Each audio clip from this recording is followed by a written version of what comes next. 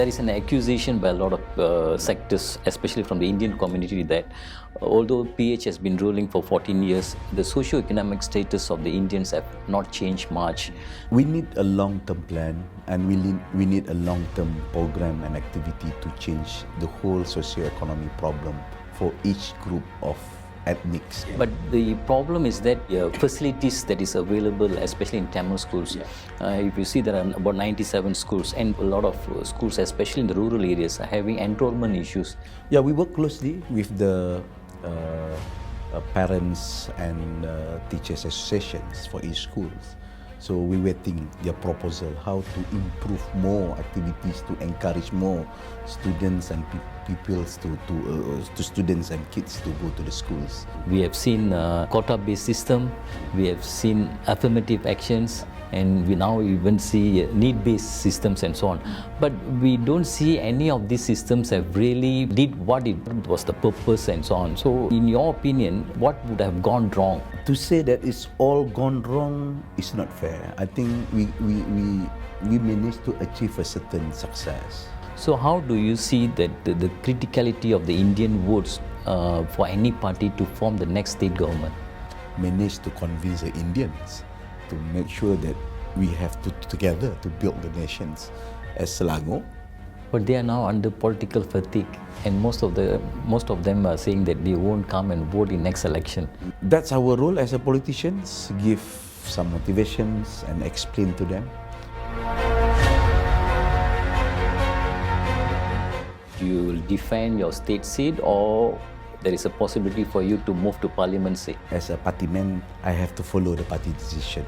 So you still want to become MB? Yeah.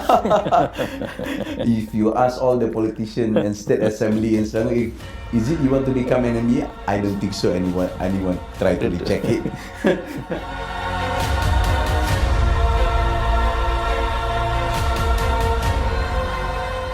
Okay, welcome to Vanakkam Malaysia, Dato' Sri. Thank you. Dato' Sri, if you see, our country has been crippled since 2020 by COVID-19 pandemic, and after that now it's inflation and very high living costs and so on. Yeah. So as country's main growth engine, how do you see Selangor is recovering from all this? Yeah, thank you for inviting me, Vanakkam TV. Of course, this is first time in the history we are facing a multiple challenge in one time.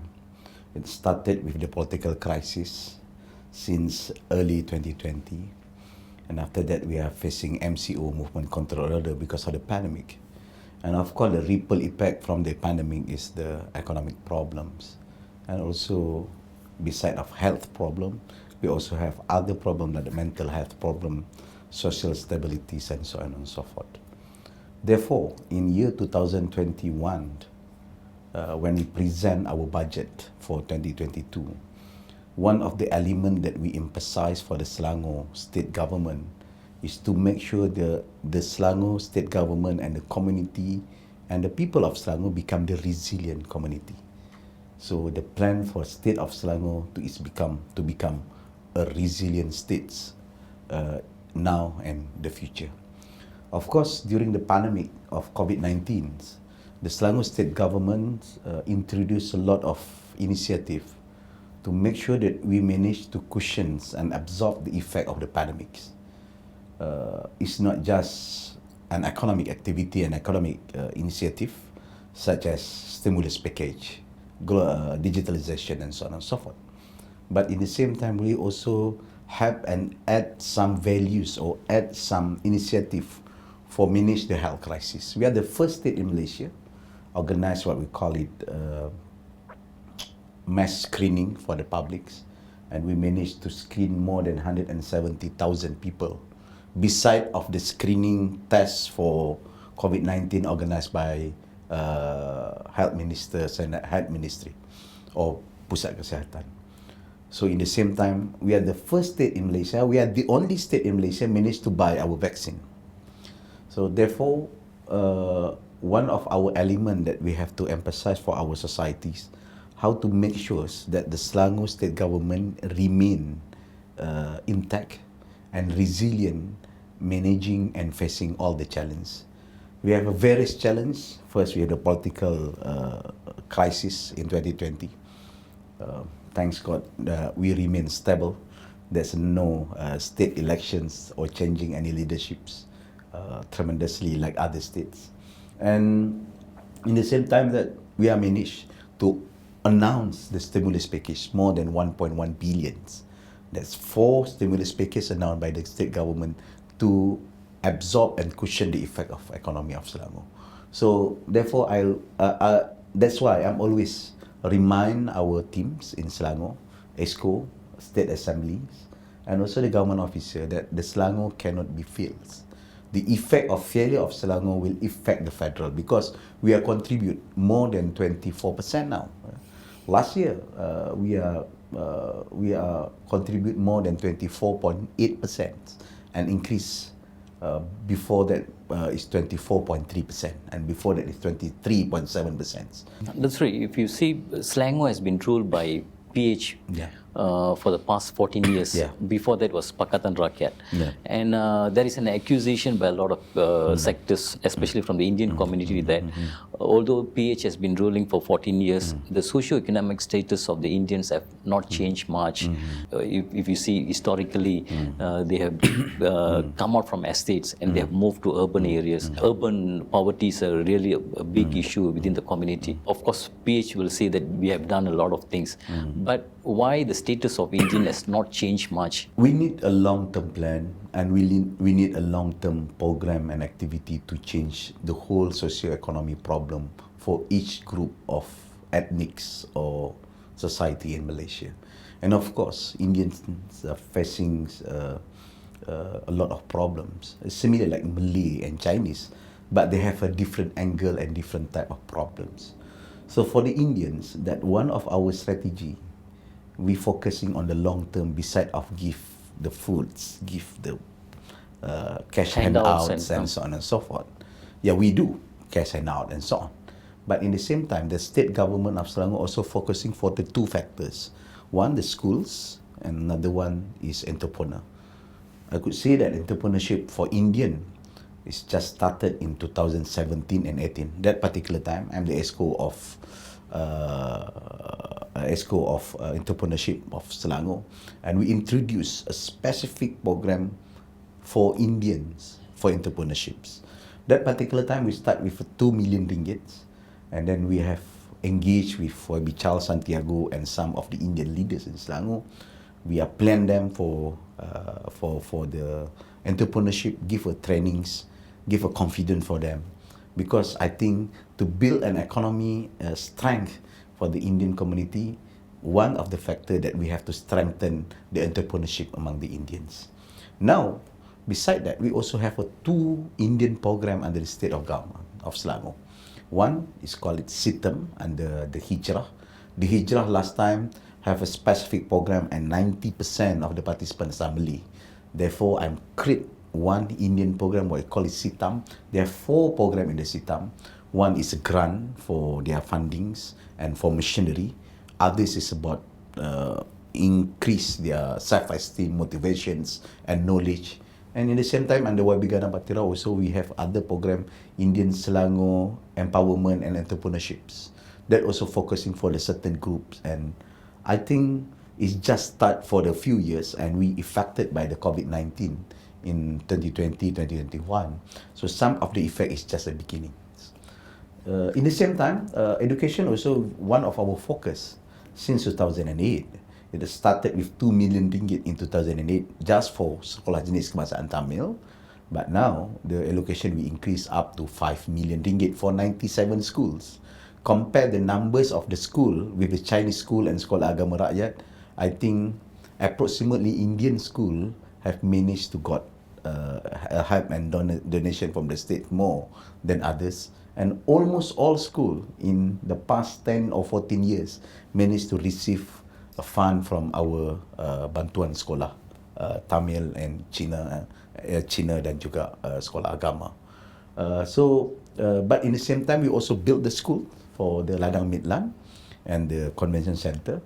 And just now we just completed the dormitory for for the students in Ladang Midland schools. And in short time, I think by next week, 1 or 2 weeks, I will give 200,000 to make sure the operation of the dormitory can be works. So can help the poorest Indian, especially can sending their kids or their children to the school and get good monitoring from the teachers and the warden in the asrama or in the dormitory to make sure they can improve their education. And from education and entrepreneurship, we believe so that it can change the mentality and can change the future of socio-economic framework of Indian in Selangor. Of course, it's not a short term, it's a long term. We need more efforts by other societies, other group and leaders of Indian in Selangor. Therefore, that we create what we call it Indian consultative councils to give some elements, to give some views. For so long, since before 2008, from my perception, sometimes from outside, we see Indian politics sometimes stuck at the temple. We're not focusing in the schools. Beside of the temple help with the donation, with the fund that we allocate yearly, even we are the first state in Malaysia announce funds, dedicated funds yearly for the temple or kuil in Selangor. Even that we create one department, we call it now Limas. Limas is Department Lima Agama before Jawatankuasa selain Islam, to allocate a dedicated land and give what you call it, gazette the land. So the temple or the kuil no need to pay a huge amount of money to get a land for their rumah ibadat or for the kuil. But in the same time, we also try to empower and embark the opportunity through educations and entrepreneurships. But now, actually, we see Dr. Sri, a lot of Indians, they really want to make sure the children are really well educated and they want to make sure they become a successful person in future. So they really emphasize education. Yeah. But the problem is that facilities that is available, especially in Tamil schools, if you see there are about 97 schools and a lot of schools, especially in the rural areas, are having enrollment issues where the number of enrollments is declining. And a lot of schools are also facing the shortage of students and it might be closed in near future and so on. So on that basis, does Selangor government has any plans to provide land to move those schools in rural areas to the urban areas where the population is higher?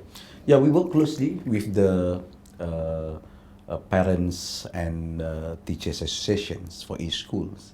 So we're waiting their proposal how to improve more activities to encourage more students and pupils to students and kids to go to the schools. One of our initiative is to give the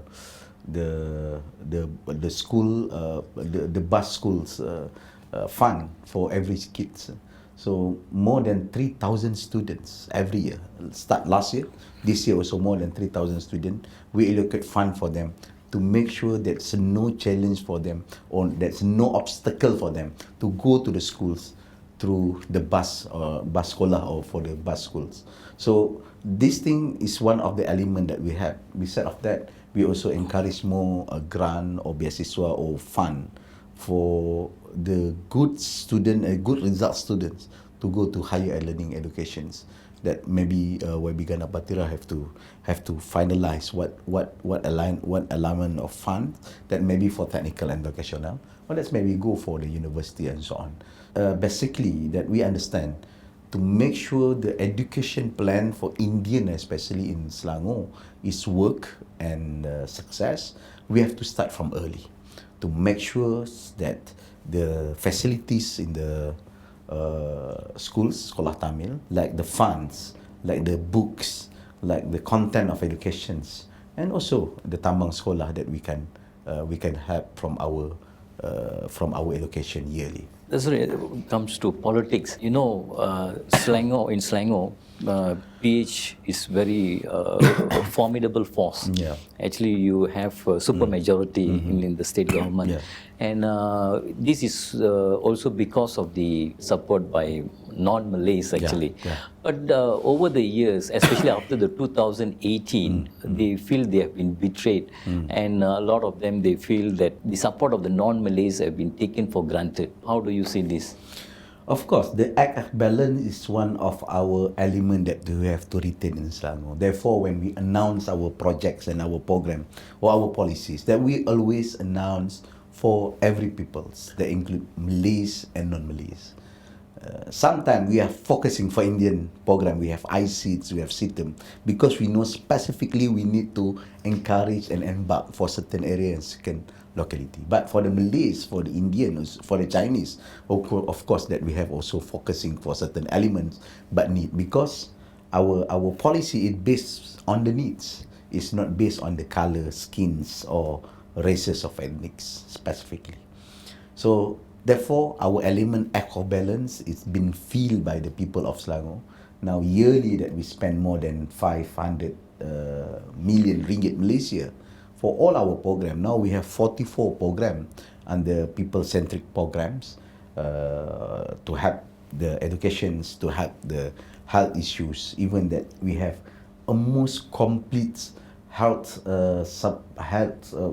support from the states. I think for the non-Malays still see that we are still one of the responsible government who are deliver what we say, which try to improve our mistakes from time to times and keep on the door open for any views, for any comment, for any critics. That we got a lot of critic, of course, because our openness. And from time to time, then from there, we learn lessons. We try to improve. We correct that way we can do it. So therefore, I think we're in the still right tracks, and we have to work hard to convince the people, and of course, to balance the racial politics sometimes played by our rivals. But Dr. Sri, if you really see the social re-engineering, as you said, it's a long-term process. Yeah. But over the years, after the independence, we have seen many systems that have been applied to do this social transformation and so on. We have seen quota-based system, we have seen affirmative actions, and we now even see need-based systems and so on. But we don't see any of these systems have really did what it was the purpose and so on. So in your opinion, what would have gone wrong? To say that it's all gone wrong is not fair. I think we managed to achieve a certain success, of course. Now, when we introduce new economic policy, people are always feeling that the new economic policy normally focusing to help Malays. But one of our objective for new economic policy those days in 1970s is to reduce the gap between the ethnic and race in Malaysia. And then from time to time we can see now that many people are together in sekolah kebangsaan, even though we have a dual system, that we have a vernacular schools and so on. But in the university level, we can see that multi-ethnic society are sitting and have a learnings. But the problem now, we have to make sure that the political based on racial that can be eradicated in Malaysia. Why? Sometimes we have to thinking that the Malaysia have to move on as a one societies. It's no meaning if you call it we are keluarga Malaysia, but after that you will go back to your race, you will go back to your ethnic, and sounds and create the fear among the ethnics, create the imagination that other ethnics try to riding on you and so on and so forth. So therefore we have to thinking that based on needs and based on the quality that they have, we can support the best students from Indian and from Chinese and of course from the Malay. I as a Malay, of course, need my race is become empowered, and in the same time, it's not fair for me to victimize other groups of race and so on and so forth. So I think that element is become the mainstream now. The mainstream now. Do you think we're already there? Yeah, I think the acceptance of people for 2018 is a just good signal that the people start to accept the multiracial politics. But of course, that we have to agree for so long that some group of people in Malaysia have been complacent with the race-based ethnic politics, and therefore I think that the Sheraton move and the other political event in 2020 just to protect the interests of these elites who are benefited from the race-based politics, and to make sure the multiracial politics is not works in Malaysia. But by nature, even when we announce our Wawasan 2020 in Dasar Pembangunan Nasional, the cabaran ketujuh, the 7th challenge is to create a bangsa Malaysia. So therefore, I think that's the future for Malaysia, that the future of Selangor as a cosmopolitan societies, and I guess that will help everybody, including the Indians and the Chinese, or the poor Chinese or the poor Malays, to work together and to help each other. So I guess this is the spirit of the Malaysian, of my generation, of course, of my generations, and I hope this is the continuity for the Malaysia, and this is the new culture for the Malaysia. We can accept it. Under your leadership, do you think you have been successful in inculcating this kind of feeling? This is the culture that we try to introduce since 2008. Even in my Merdeka celebration speech, my independence speech night, in the eve of Merdeka Day, I try to bring back the objective of Rukun Negara. Many people are mentioning about Rukun Negara, but when we go the detail of the objective of Rukun Negara, one of the elements is to become an open society, or what they call it liberal societies, to accept and to celebrate the culture, behavior, the attitudes, and the culture of other besides Malay societies, to become a Malaysian culture and a Malay society. So I think as a cosmopolitan society who are become the melting pot, it's not just Indian, Chinese and Malay, but also become a house and a shelter for Sabahan, Sarawak, Bidayuh, Kadazan, who are setting in Selangor. Selangor have no choice besides of celebrate the cosmopolitanism and celebrate the multi-ethnic and multi-culture society. Do you feel during your 5 years term now, feel disappointed seeing certain culture that you wanted to change, but still you're unable to change? One of the our Malaysianness culture. One of our after a Sheraton move, that sometimes have a challenge. The challenge is the comeback of multi-based, the racial-based politics. So the Perikatan Nasional formed based on the Malay majority coalitions, but try to fair to everybody. So UMNO back, UMNO of course, the dominant Malay are controlling and riding to other groups. So I think they win. That maybe win in the political maneuvering, but I think the sentiment of multiculturalism, especially in Selangor, and multi-society and multi-ethnic politics in Selangor is remain intact based on our formula. Therefore, there's no changes in Selangor. We managed to win. We managed to create a stable government, and that formula show to the public that we are the first state managed to handle with our initiative, even though that as a populous society, a populous state, that we have a higher case every day, but the community and the recovery process is going to faster than others. Even a finding by Department of Statistics Malaysia show after the natural disasters of flooding in late last year, Selangor managed to recovery and back to normal less than 1 month. Why? Because we go for everybody.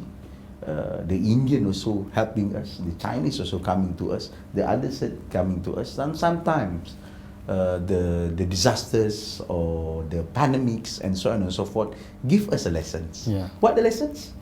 It can affect everybody if you're not taken care. It's not go specific to the specific race and ethnic, but it will affect everybody. So that's a lesson learned that we have to understand. So in Selangor, if you see the population is so close to 6 million, Yeah. and the Indian population is about 12.5%, Yeah. close to about 750,000.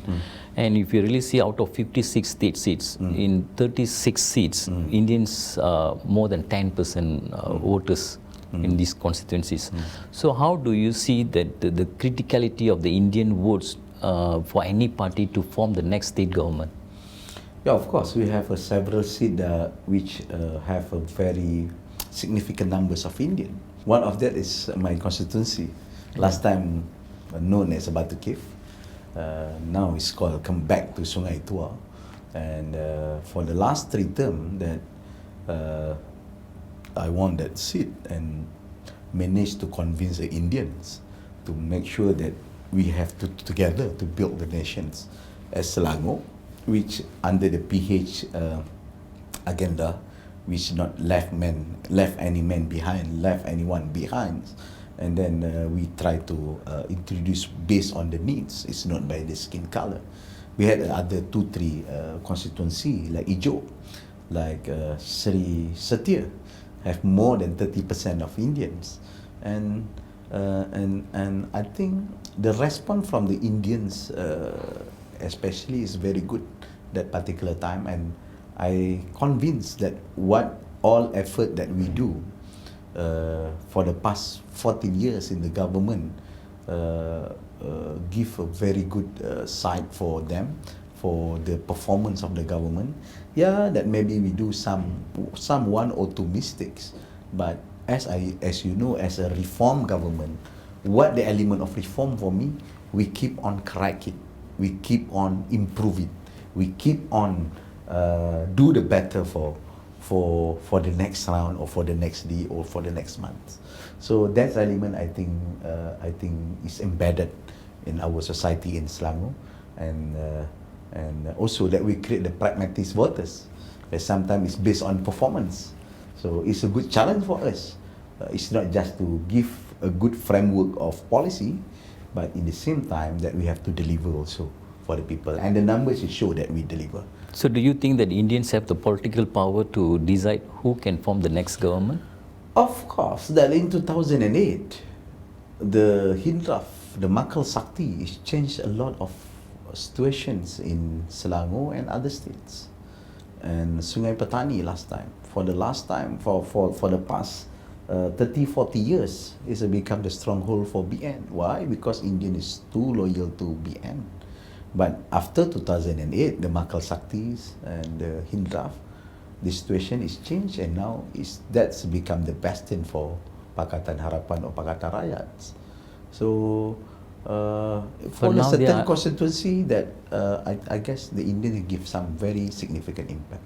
But they are now under political fatigue, and most of them are saying that they won't come and vote in next election. So what do you have to say to them? That's our role as a politicians, give some motivations and explain to them, as long as to give a confidence for them. Don't fear to make a change. Don't fear to make reforms in this country. And every reform is give meaning. For example, you vote Pakatan Harapan election. We are collapsed because of the political maneuvering, what we call it the Sheraton move.